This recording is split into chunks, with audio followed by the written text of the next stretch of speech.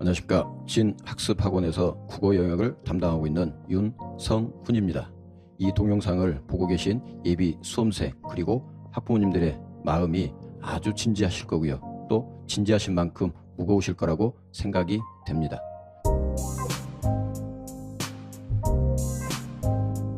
저를 비롯한 진학습학원의 모든 선생님들도 그 무거움을 잘 이해를 하고 있습니다. 간단하게 재수생을 가르치는 강사로서 제가 늘 가지고 있는 마음가짐에 대해서 먼저 얘기를 해볼까 합니다. 처음 재수생을 가르치고 나서 한 교무회의가 있었는데요. 당시 부원장 선생님께서 교무회의 때 이런 말씀을 하셨는데 제 귀에는 굉장히 임팩트 있게 들렸습니다.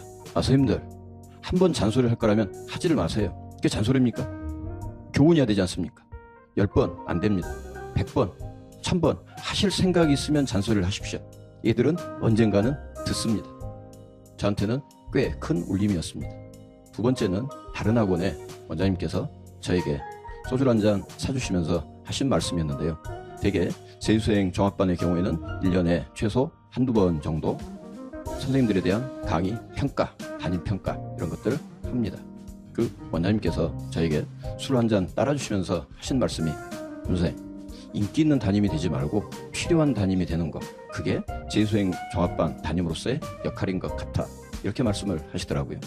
그 두 말씀이 지금도 저한테는 강하게 남아 있습니다.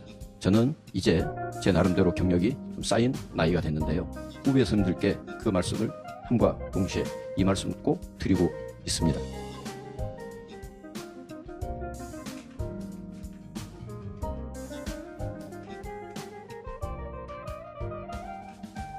공자께서 하신 말씀이어서 많은 수험생들도 이 얘기를 서슴없이 하는 경우가 있어요. 피할 수 없으면 피할 수 없다면 뭐죠? 즐겨라. 그런데 그 수준은 공자의 수준이 되어야 하지 않겠습니까? 저는 이렇게 생각하고 있습니다. 피할 수 없다면 견뎌라. 견디는 건 무척 어렵죠. 하지만 견디면 욕망은, 꿈은 실현이 됩니다.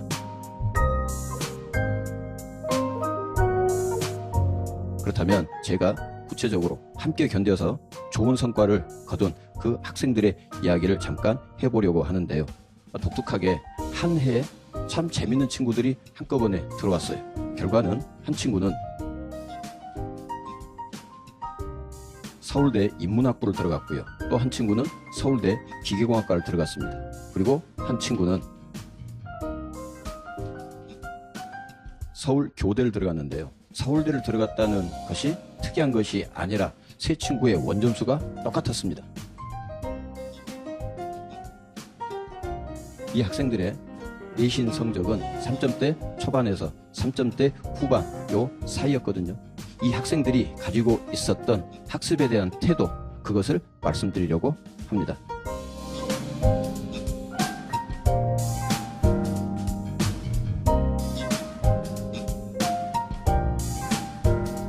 같은 395점을 맞은 이 학생들이 공통적으로 고민했던 것이 있습니다. 그 부모님들도 마찬가지였는데요. 처음 학원에 와서 국어 영역과 관련된 상담을 할 때 이 얘기를 하더라고요. 우리 아이는 저는 독서량이 많이 부족한 것 같습니다. 그래서 국어 영역에 자신이 좀 없는데 이 부족한 독서량을 어떻게 메꿀 수 있을까요? 제 답은 아주 간단 명료했습니다. 친구만 무식한 게 아니라 이 세대가 아날로그적 삶에서 디지털화된 삶을 살아가고 있기 때문에 누구나 다 독서량은 부족해. 이거보다도 좀 더 중요한 게 한 가지 있거든. 그게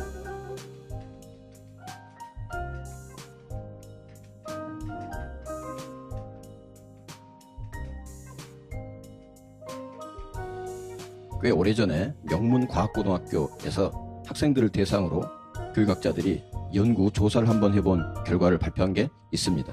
그 항목 중에 대표적인 게 이 학생들은 수렴적 사고와 발산적 사고 중에서 어느 쪽이 더 발달한 학생들인가, 당연히 수렴적 사고는 지식을 적극적으로 수용하는 것이겠고요. 발산적 사고는 창의적이고 비판적으로 묻는 그런 사고력이 되겠죠. AB 수험생 여러분, 그리고 학부모님의 생각은 이 명문 과학고등학교 학생들은 수렴적 사고와 발산적 사고 중에서 어느 쪽이 압도적으로 두드러졌을까요? 예상과 맞으실지 모르겠는데요. 발산적 사고가 아닌 수렴적 사고가 탁월하게 발달된 학생들이었습니다. 왜냐하면 그건 창의적 지식을 묻는 수학이나 과학을 공부한 것이 아니라 열심히 배워서 익히는 수렴적 사고의 공부를 해야 한다는 것을 미리 깨달은 거죠. 그런 면에서 독서량이라고 하는 것은 충분히 수렴적 사고를 통해서 극복할 수 있었기 때문에 그 학생들은 3명 다 국어 영역을 만점을 맞았고요. 동일하게 395점을 맞았다고 저는 생각을 합니다. 구체적인 예로 제가 학생들에게 독서량을 보완할 수 있는 수렴적 사고는 구체적으로 어떻게 실현될 수 있느냐 제안을 하고 있는 게 이 형태의 노트인데요. 옆으로 잘 보실지 모르겠지만 국어 영역을 4개 파트로 나누어서 배경지식, 필수어휘, 서술상의 특징, 그리고 문법, 항목화 시키면 정확하게 수능에서 만점을 맞을 수 있는 배경지식은 수개월 동안 축적할 수 있다는 것입니다.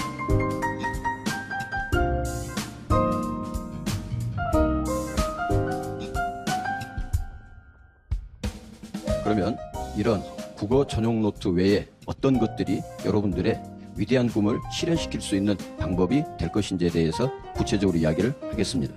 6월 모의평가에서 어느 정도의 만족할 만한 성적이 나와야 그 이후에도 계속 공부를 할 수 있는 동력을 얻게 되죠.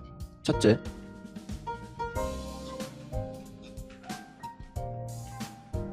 화법과 작문 영역은 우리 학원만의 고유한 프로그램인 아침 위대한 아침 프로그램 때 지속적으로 다루기 때문에 6월 평가원 시험에서 10여 분 안에 완벽한 득점이 가능합니다.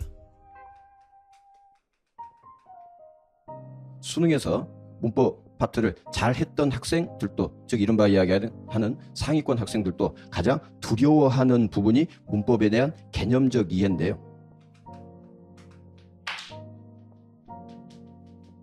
기초부터 테스트의 방법으로 정확하게 개념을 인식시키는 수업을 진행을 한다면 문법 때문에 수능에서 1등급이 안 나올 것 같다 하는 두려움을 느낄 필요는 없겠죠. 6월 모의평가에서 이 2개의 영역은 15분에서 17분 사이에 완벽하게 해결할 수 있습니다. 이제 관건은 2가지가 남았는데요. 첫 번째가 문학이죠. 고등학교별로 문학 교과서가 다르기 때문에 충분한 작품을 공부를 하지를 못하고 수능 시험을 준비를 하게 되는데요. 그건 재수생들도 마찬가지인 것 같습니다. 그래서 우리 진학습학원은 자습서화된 기초적인 교재를 가지고 일찍부터 시작하는 선행 기초반 학생들의 경우 지금 공부를 시작하고 있습니다. 마지막이 독서 영역인데요.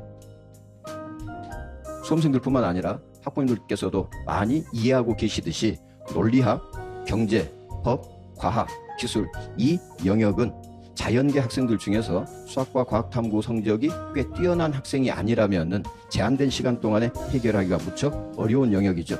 문제는 화법, 작문, 문법, 문학에서 얼만큼 시간을 단축할 수 있느냐. 그것이 6월 평가원 시험에서 독서를 해결해서 6월 평가원 때 이미 1등급을 찍을 수 있느냐. 그것이 관건인 것 같습니다. 그래서 우리 학원의 국어과 선생님들께서는 저를 포함해서 모두 4분의 전임 선생님께서 학생들을 지도하고 계신데요. 각 파트별로 개념, 원리를 문제화 시킨 특수한 프린트를 준비해서 지도를 하고 있기 때문에 6월 평가원 때 화법, 작문, 문법, 문학 쪽에서 시간을 확보할 수 있다면 독서 영역도 -1 또는 2 정도에서 득점을 할 수 있을 것이라고 자신을 합니다.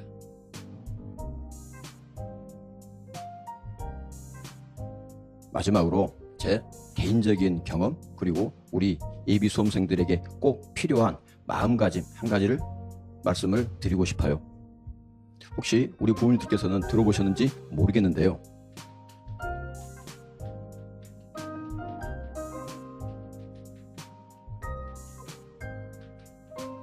혹시 들어보셨나요? 말 가는데 소도 간다.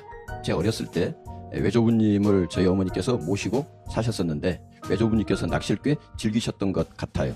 그래서 주변에 있는 큰 저수지에 가서 막내 손자 옆에 앉혀놓으시고 낚시를 하셨었는데 너무 지루했겠죠. 하루는 저쪽 저수지 끝에서 이쪽 저수지 끝으로 한 아저씨가 나룻배 타고 이렇게 넘어오시더라고요.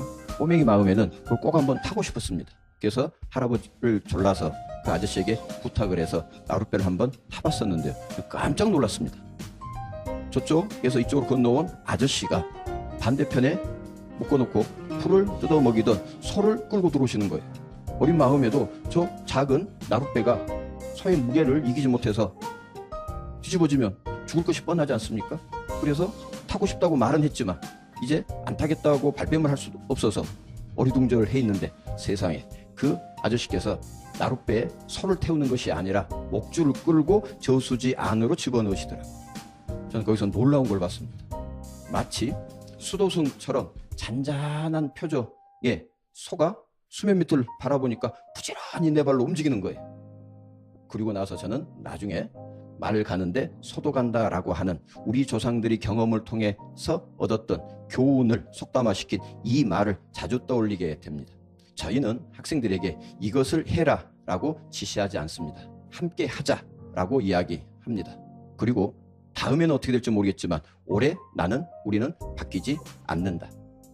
한번 잔소리할 거라면 잔소리하지 않는다. 100번이건 1000번 해야 된다면 한다. 그리고 구체적으로 이것을 하자라고 이야기할 거다라고 저는 이야기해왔고 올해도 그러한 학원 강사로서의 마음가짐은 변하지 않을 것입니다.